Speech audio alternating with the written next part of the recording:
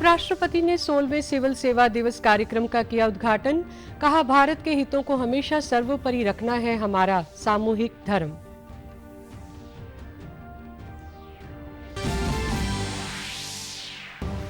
प्रधानमंत्री ने विश्व बौद्ध शिखर सम्मेलन का उद्घाटन करते हुए कहा, भगवान बुद्ध की शिक्षाओं से प्रेरित होकर भारत वैश्विक कल्याण के लिए कर रहा है नई पहल।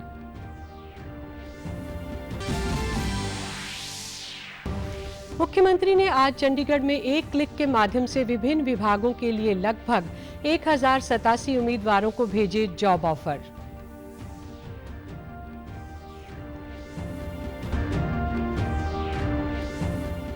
और परिवहन मंत्री मूलचंद शर्मा ने विभाग के अधिकारियों के साथ की समीक्षा बैठक।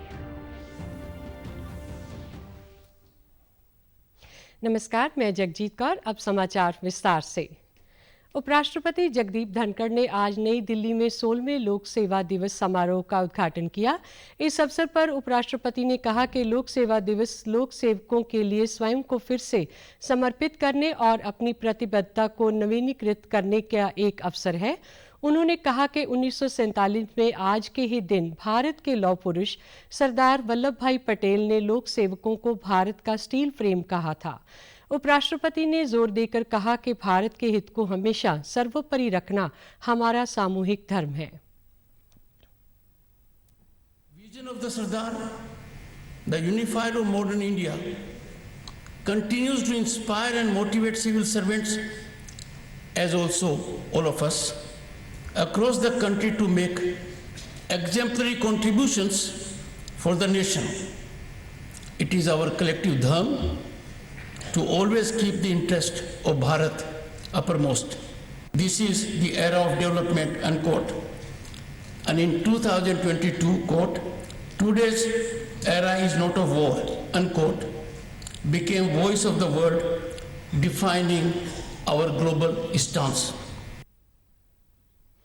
लोक सेवा के महत्व के बारे में उपराष्ट्रपति ने कहा कि सबसे कठिन परीक्षा में सफल होने के बाद भी लोक सेवकों के वित्तीय लाभों की तुलना उपलब्ध विकल्पों से नहीं की जा सकती, लेकिन सिविल सेवा में कुछ खास है जो एक लोक सेवक को लोगों की सेवा और उत्थान करने का एक अनूठा अवसर देता है। इस अवसर पर केंद्रीय मंत्री डॉक्टर जितेंद्र सिंह और सरकार के विभिन्न विभागों के अन्य गणमान्य व्यक्ति भी उपस्थित थे।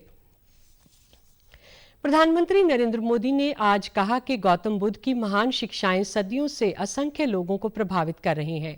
नई दिल्ली में विश्व बौद्ध शिखर सम्मेलन के अपने संबोधन में नरेंद्र मोदी ने कहा कि बुद्ध किसी व्यक्ति से हटकर एक समझ और किसी रूप से हटकर एक विचार है। उन्होंने कहा कि भगवान बुद्ध की शिक्षाओं से प्रेरित होकर भारत वैश्विक कल्याण के लिए नई पहल कर रहा है। प्रधानमंत्री ने कहा कि उनकी सरकार भगवान बुद्ध के मूल्यों का निरंतर प्रसार कर रही है।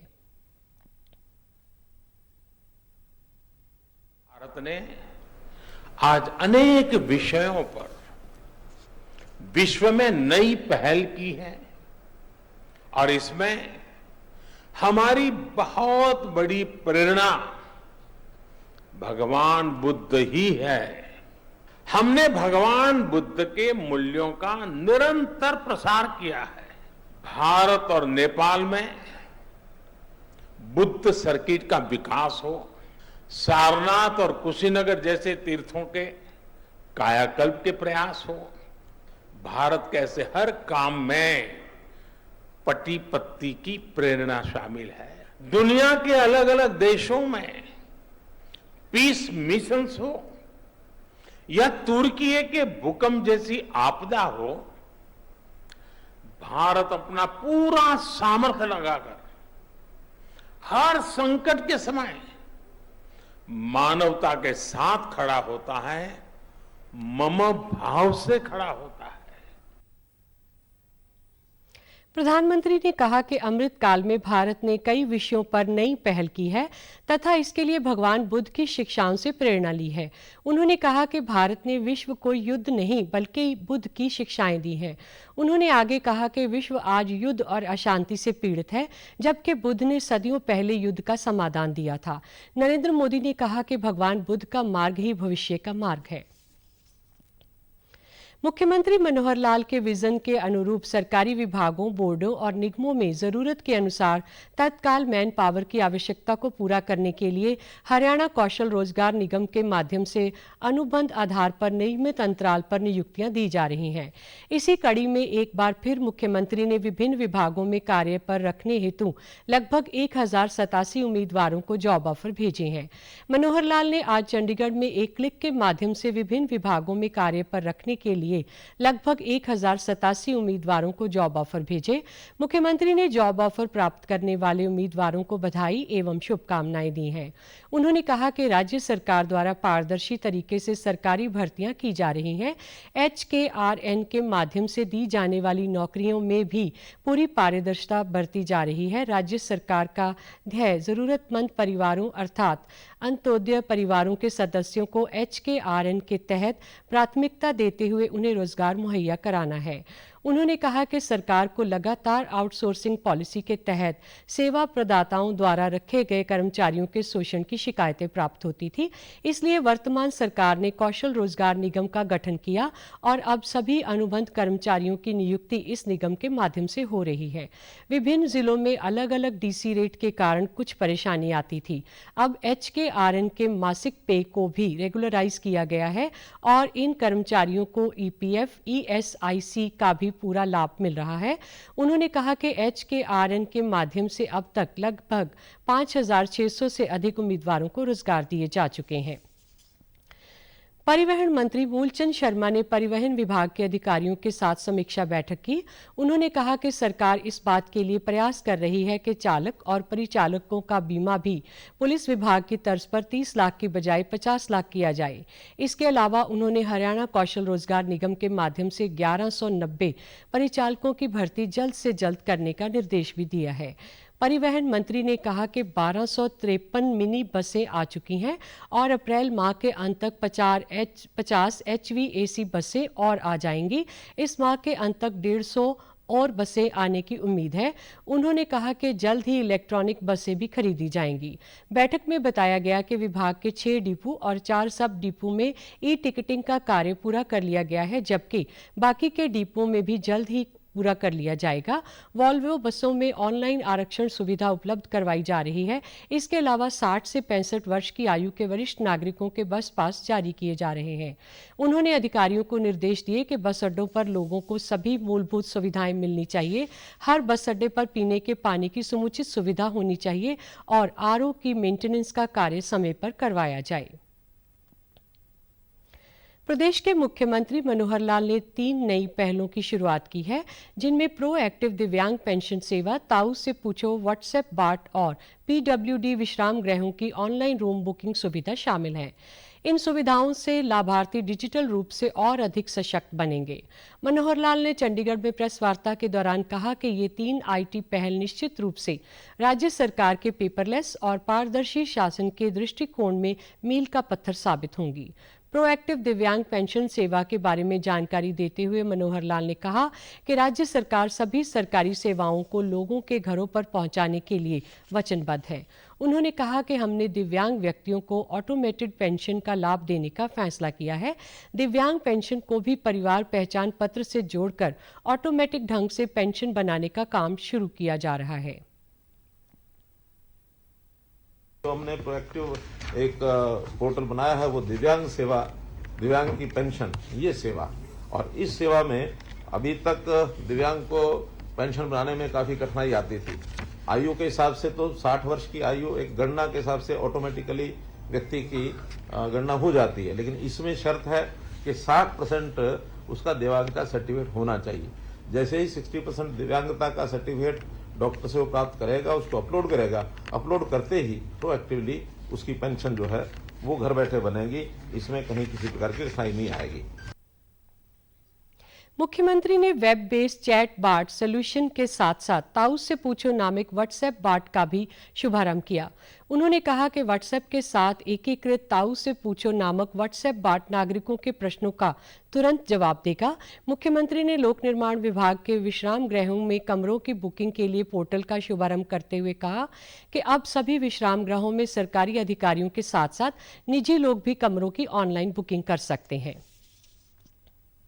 ऐसा फ्रेंडली एक पोर्टल बनना चाहिए जिससे किसी भी आदमी को कोई भी जानकारी अपनी लेनी है तो कहीं भी वो ले सकता है अपने मोबाइल से उसको खोल करके। और चैटबॉट का जैसे एक सिस्टम होता है, इसमें आर्टिफिशियल इंटेलिजेंस और मशीन लर्निंग, नेचुरल लैंग्वेज, ये जो सारे सिस्टम होते हैं ताकि हमारे बोलने से ही और वो उसकी आवाज़ को पहचान ले और पहचानने के बाद उसका उत्तर वहाँ से मिले। उत्तर भी देंगे ताऊ जी। जो भी व्यक्ति बुकिंग करना चाहता है उसमें एंटाइटल, जिनकी एंटाइटलमेंट है, अधिकारी हैं या राजनीतिक जो लोग हैं, विधायक, सांसद, पूर्व विधायक, पूर्व सांसद, वो सब कर ही सकते हैं, अधिकारी भी कर सकते हैं। इसमें पत्रकारों को भी जिनको उसकी एंटाइटलमेंट होगी वो भी उसमें अपनी बुकिंग हिसाब से कर सकेंगे। पलवल जिले में बागवानी को बढ़ावा देने के लिए बागवानी विभाग द्वारा जागरूकता अभियान शुरू किया गया। जिला बागवानी अधिकारी डॉक्टर अब्दुल रजाक ने गांव धतीर से जागरूकता अभियान की शुरुआत की। उन्होंने बताया कि आज से 30 जून 2023 तक पलवल, पृथला, बडौली, होडल, हसनपुर, हथीन के 312 गांवों में जागरूकता शिविरों का आयोजन कर किसानों को बागवानी के बारे में जागरूक किया जाएगा, जिसमें सरकार द्वारा चलाई जा रही जन कल्याणकारी योजनाओं के बारे में विस्तृत जानकारी दी जाएगी। बागवानी में हम जोड़ना चाहते हैं, उसी के मद्देनजर आज इस गांव धतीर में हमारा पहला कैंप आयोजित किया गया। इसमें हमने बागवानी की विभिन्न प्रकार की जो गतिविधियां हैं या जिला पलवल में आने वाले टाइम में वर्ष 2023-24 में जो हम अनुदान राशि विभिन्न प्रकार की जो हमारी विभिन्न स्कीम्स हैं उन सभी के ऊपर हम अनुदान राशि देंगे, उनके बारे में विस्तार पूर्वक बताया है। और मेरे साथ ये कृषि विभाग वाले भी हैं जो कि प्राकृतिक खेती के बारे में एक्सपर्ट हैं, इन्होंने प्राकृतिक खेती के बारे में भी बताया है। डॉक्टर अब्दुल रजाक ने बताया कि सरकार द्वारा चलाई जा रही योजनाओं का लाभ प्राप्त करने के लिए किसानों को मेरी फसल मेरा ब्यौरा पर पंजीकरण करवाना अनिवार्य है। किसानों ने बताया कि बागवानी विभाग द्वारा प्राकृतिक खेती करने, मधुमक्खी पालन करने के बारे में विस्तार पूर्वक जानकारी दी गई और बागवानी विभाग द्वारा किसानों को आधुनिक तकनीकों से बागवानी की खेती करने के बारे में ट्रेनिंग भी दी जा रही है।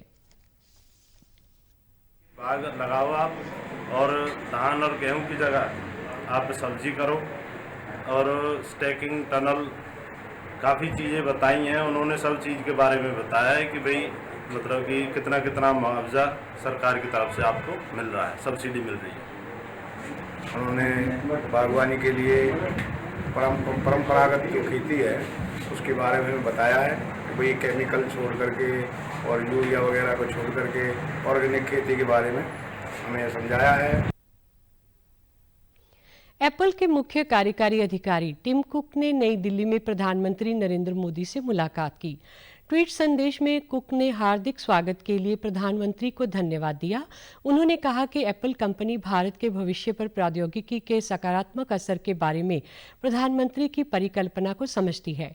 टिम कुक ने कहा कि उनकी कंपनी देश में निवेश और विस्तार करने के लिए प्रतिबद्ध है। कुक के जवाब में प्रधानमंत्री ने कहा कि दोनों के बीच विभिन्न विषयों और भारत में टेक्नोलॉजी आधारित हो रहे बदलावों के बारे में चर्चा कर उन्हें प्रसन्नता हुई। ये बैठक मुंबई में एप्पल के पहले खुदरा स्टोर के शुभारंभ के एक दिन बाद कल हुई। सूरत सत्र न्यायालय ने आज मोदी सरनेम मानहानि मामले में कांग्रेस नेता राहुल गांधी की सजा पर रोक लगाने संबंधी याचिका खारिज कर दी है। अतिरिक्त सत्र न्यायालय के न्यायाधीश आरपी मोगेरा ने मोदी सरनेम मामले में निचली अदालत द्वारा 2 वर्ष की सजा दिए जाने के उल्ट राहत देने संबंधी राहुल गांधी की याचिका खारिज कर दी है। मोदी सरनेम मानहानि मामले में मेट्रोपॉलिटन मजिस्ट्रेट अदालत द्वारा राहुल गांधी को 2 वर्ष की सजा सुनाए जाने के बाद उनकी संसद सदस्यता समाप्त कर दी गई है। सरनेम मानहानि मामले में भाजपा विधायक पूर्णेश मोदी ने मुकदमा दर्ज कराया था। प्रधानमंत्री नरेंद्र मोदी हर महीने मन की बात कार्यक्रम के माध्यम से करोड़ों लोगों के साथ अपने विचार साझा करते हैं और यह सिलसिला अप्रैल में 100वीं कड़ी के साथ आगे भी जारी रहेगा। इस विशेष मौके पर मन की बात कार्यक्रम से प्रधानमंत्री के चुनिंदा संबोधनों को फिर प्रसारित किया जा रहा है। इस विशेष कार्यक्रम की कड़ी में हम आपको दिखा रहे हैं मन की बात का विशेष अंश। 31 जनवरी 2021 को प्रसारित मन की बात कार्यक्रम में प्रधानमंत्री ने सफल टीकाकरण कार्यक्रम और वैक्सीन कूटनीति को याद किया। भारत की लड़ाई एक उदाहरण बनी है। वैसे ही अब हमारा वैक्सीनेशन प्रोग्राम भी दुनिया में एक मिसाल बन रहा है। आज भारत दुनिया का सबसे बड़ा कोविड वैक्सीन प्रोग्राम चला रहा है। आप जानते हैं और भी ज्यादा गर्व की बात क्या है? हम सबसे बड़े वैक्सीन प्रोग्राम के साथ ही दुनिया में सबसे तेज गति से अपने नागरिकों का वैक्सीनेशन भी कर रहे हैं।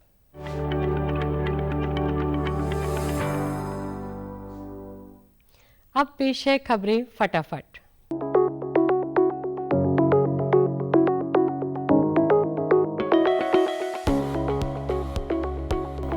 केंद्रीय गृह मंत्री ने नई दिल्ली में शंघाई सहयोग संगठन एससीओ को सदस्य देशों के आपदा प्रबंधन विभाग के प्रमुखों से की समीक्षा बैठक। देश में पिछले 24 घंटों में 12,591 लोगों में कोरोना संक्रमण की पुष्टि हुई। चौधरी चरण सिंह हरियाणा कृषि विश्वविद्यालय हिसार में 24 अप्रैल को होने वाली दीक्षांत समारोह में राष्ट्रपति द्रौपदी मुर्मू बतौर मुख्य अतिथि करेंगी शिरकत। और करनाल में आगामी 4 मई को महायोगी गुरु शिव गोरखनाथ की जयंती पर किया जाएगा भव्य समारोह। मुख्यमंत्री ने इस समारोह के बारे में जोगी समाज के लोगों से की बातचीत। समाचारों में आज इतना ही। नमस्कार।